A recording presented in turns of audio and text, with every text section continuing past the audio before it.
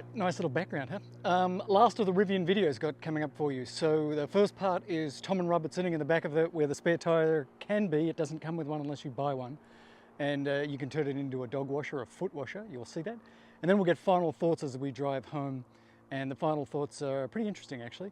And reboot of Talking Tesla coming in the new year. Totally redoing the whole thing. Herbert out, talk to you soon.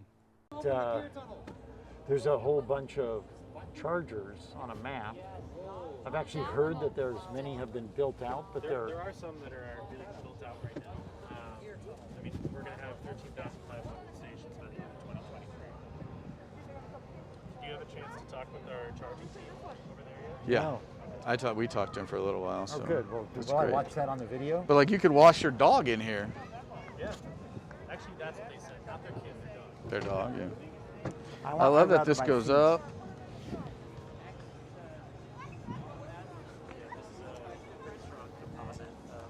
Yeah, I mean it's very, very solid.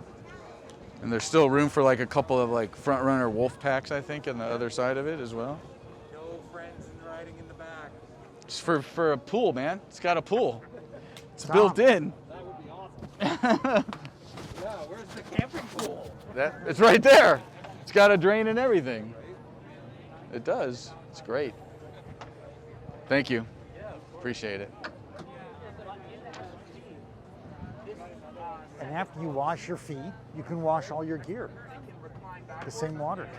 Yeah, you can wash your clothes if you're up there long enough. Yeah. All sorts of things in there.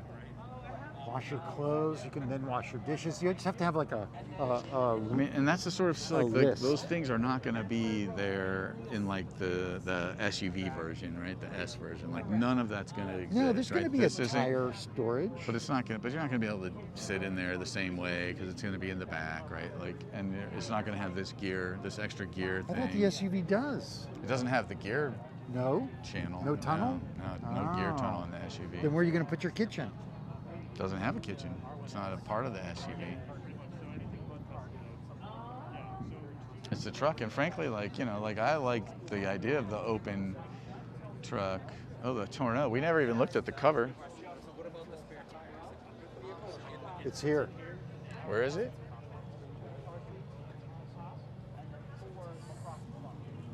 So what do you lift the last row? So it's just sort of somewhere like this. Maybe the. You've seen it work already? This has to be up. I don't know. It's probably just not powered up. Is that not working? But I mean, that's amazing, right? Like, I want to see what it looks like. Covers the Can gear. you put solar panels on it? No. Because it's all rolled up. But like, go to Bishop, fully charged, about 45 miles uphill. You're there for 4 nights in the winter. That's about 160 miles, and you got about 140 miles to get back. You're all downhill, so it's all regen. Totally fine. Let's do it. Let's do it. But let's get one now. Somebody distract these guys. Let's go jump on the white one.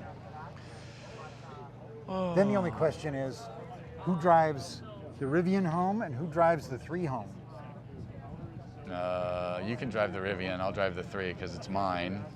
Oh, And I see. you'll be in a stolen vehicle at that moment. What if, yeah, I'm hungry. yes. What time is it? It doesn't look like Joel's going to jump.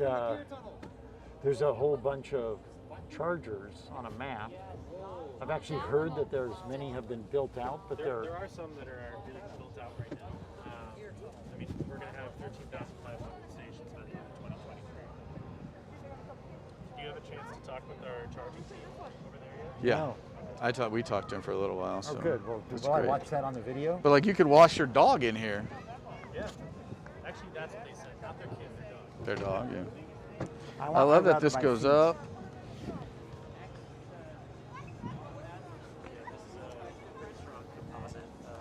Yeah, I mean it's very, very solid. And there's still room for like a couple of like front runner wolf packs, I think, on the other side of it as well. No friends and riding in the back. Just for a pool, man. It's got a pool. It's built in. That would be awesome. Yeah, where's Where's the camping pool? It's right there. It's got a drain and everything. It does. It's great. Thank you. Appreciate it. And after you wash your feet, you can wash all your gear. The same water. Yeah, you can wash your clothes if you're up there long enough. Yeah. All sorts of things in there. Wash your clothes. You can then wash your dishes. You just have to have like I mean, and that's the sort of like list. those things are not going to be there in like the SUV version, right? The S version. Like none of that's going to exist. No, there's going right? to be This a isn't- tire storage. But it's not going. But you're not going to be able to sit in there the same way because it's going to be in the back, right? Like, and it's not going to have this gear, this extra gear I thing. thought the SUV does. It doesn't have the gear No. channel. No tunnel? No gear Oh. tunnel in the SUV. Then where are you going to put your kitchen? Doesn't have a kitchen. It's not a part of the SUV. It's the truck, and frankly, like, you know, like I like the idea of the open truck. Oh, the Tornado. We never even looked at the cover. It's here. Where is it?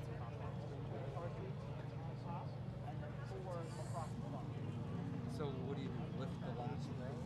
So it's just sort of somewhere like Maybe the. You've you think seen it that work this- already? This has to be up.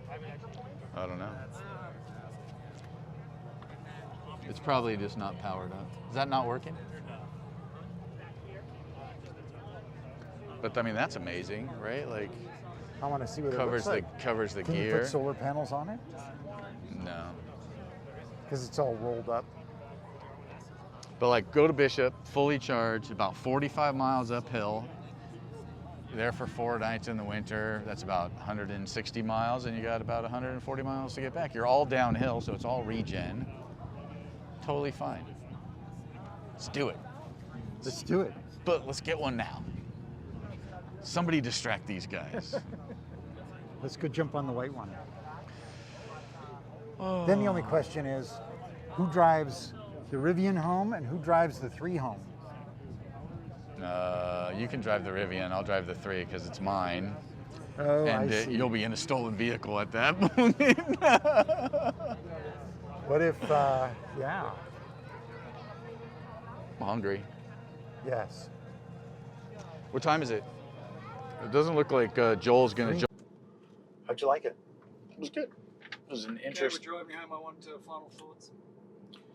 Are you gonna ask questions or? No, yeah, that was it. Final thoughts. Fucking summarize. Are you getting one? Are you not getting Oh, one? final thoughts. So, final thoughts on the way driving home from the old Rivian event, and I have to say,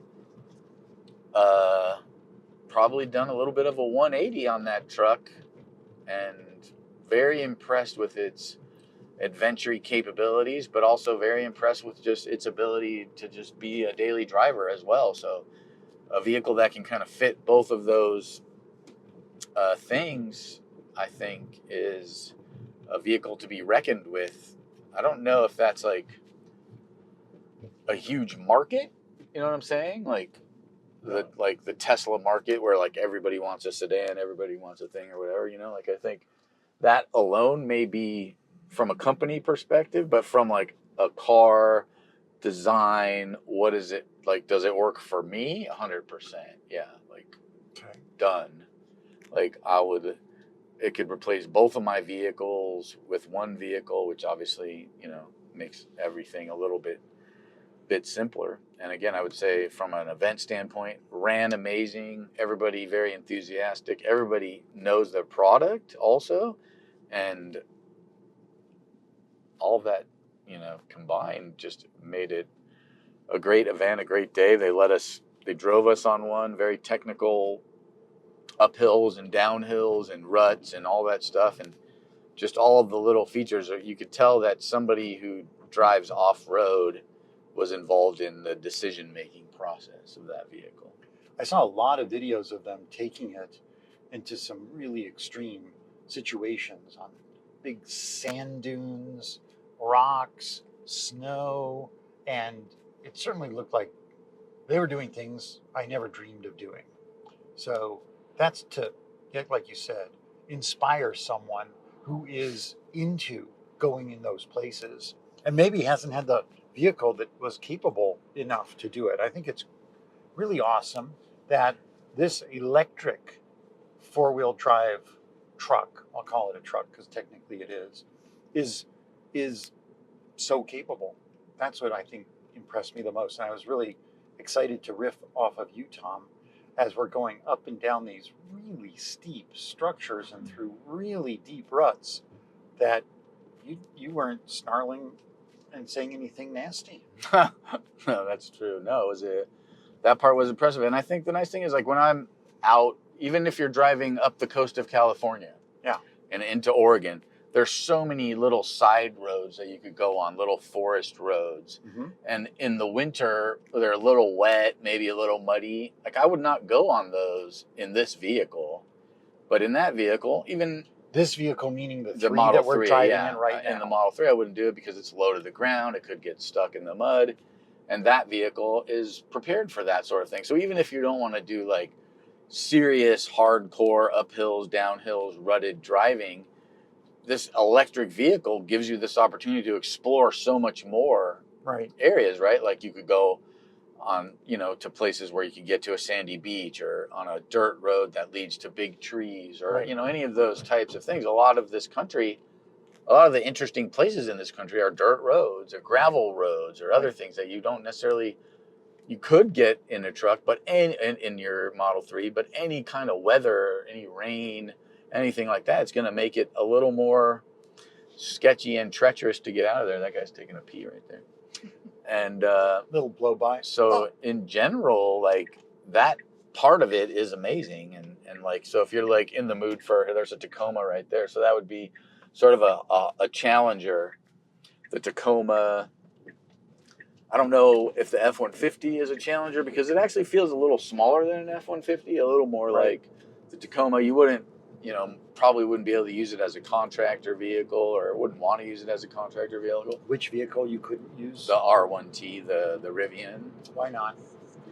Again, because it's just like, it's only got a 4-foot bed. You really want a longer bed to carry, big pieces of plywood and stuff like that. Although, again, you could put them on the rack. You could do it, but like 11,000 pounds of towing capability, the built-in tow hitch, which I didn't know anything about. All of those little things, all of that storage in the front, storage under the back seat, the storage under the bed if you don't have your spare tire in there. We discovered there's a pool in the Rivian. That's right. There's a foot pool. There's a foot pool or a dog pool or whatever, kiddie pool in the back of the Rivian, basically. And Mark of RPM Tesla will soon have a jacuzzi adjustment, a jacuzzi device attachment, that you can drop into the pool Yeah. that'll bubble and swirl the water that plugs into the plug that's right there in the bed. Yeah. And you can air down from inside that thing. So I would say that, like, I'm assuming at this point that the Tesla engineers have been a part of one of these events or seen this vehicle, and hopefully they're going to incorporate some of this stuff. Because again, I love the Tesla charging network. I believe in the batteries and all that other stuff. But I think the R1T is a force to be reckoned with. Well, when you were talking about driving up the coast, and that this opens up just so many opportunities of new places you can explore. Yeah. When you go on one of those, let's say I'm driving between, I don't know, Eureka, California, and some destination up in Oregon. It's like Which I just did. Okay, so it's a day-long drive, and it's not big highways. It's highways, but not big highways. There's not a lot of people there. Nope. So you start off with a full charge. Now you're going to do a little side excursion. Do you think you need to do extra charging to do a side excursion? I mean, That's I think part of a day trip? It's hard to say. I mean, I think it would depend on what your ultimate destination was. Like, there were a lot of those places. Like, I stopped at a place in Oregon near Bandon-ish. I can't think of exactly. We can look it up.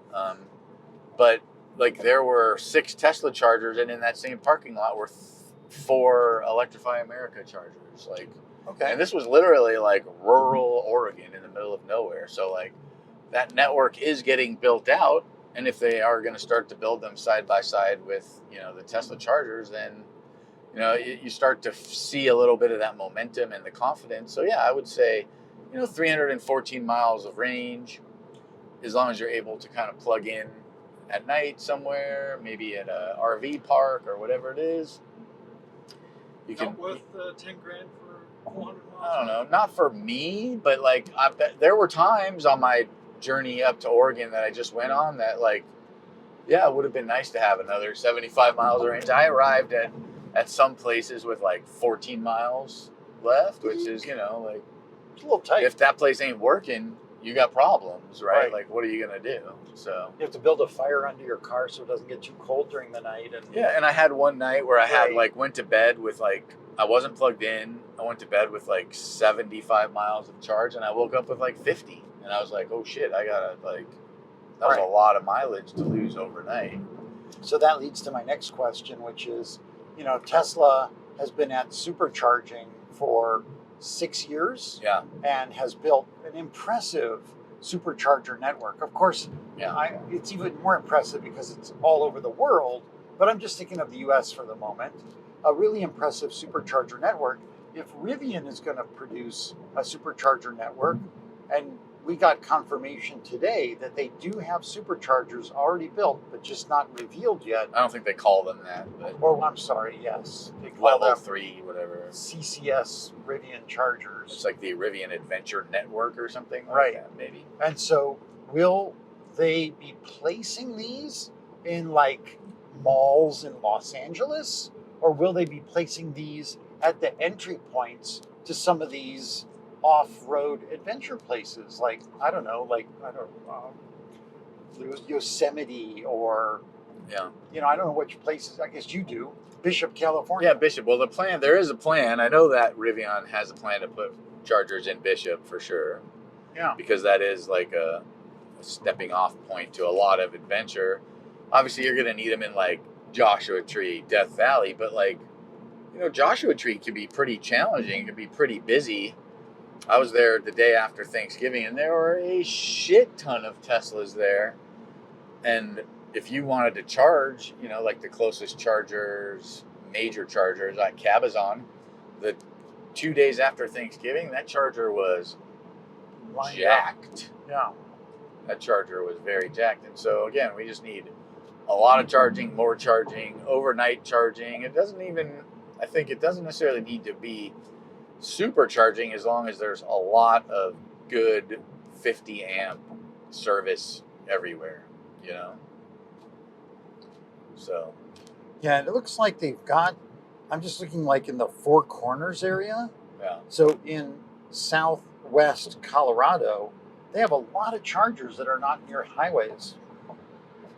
Yeah, well, I mean, they're really building out their network for the adventurer, but I think the issue is like, who are you capturing? Like, you're never, I don't think in a lot of ways, I mean, I guess eventually you'll get the Jeep guys.